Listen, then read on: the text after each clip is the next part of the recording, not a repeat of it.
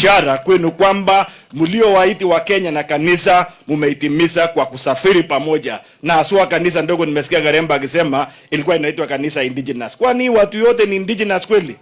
Watu ambao wamekaa kama mbinguni kama malaika ama namna gani? Ya mwisho kwa ajili ambao fursa ni fupi. Rais, ni kukushukuru sana naibu wa rais kwa kazi nzuri mnaofanya. Kanisa wanafanya kazi yao ya kufungua watu kutokana na minyororo ya dhambi. Na nyinyi mmesimama kidete ili kufungua wa Kenya kwa minyororo ya deni. And that is why lija tumevumilia kidogo, hii mwezi mmetuambia na tunajua mnalipa deni ili Kenya iweze kuelekea kwa njia yake sambamba.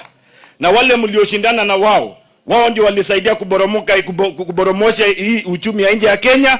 Sasa ati wanaenda kule kwa kando, ati wanapanga jinsi ya kupinga nyinyi. Hata ukiona kweli huyu kiongozi hapa ya kwa ndugu yangu mbaye Kalonzo, amejaribu miaka ngapi ameshindwa? Kwani bado kuna nini kingine anataka? Hata hiyo sio kazi yako, hiyo ni kazi yangu na mheshimiwa Ruku na hao wengine kupambana na hawa. Nyinyi pambana na uchumi ya Kenya. Kenya itakuwa imara wakati tumejisimamia na kujitegemea kama wenyeji. Asante sana, Mungu awabariki.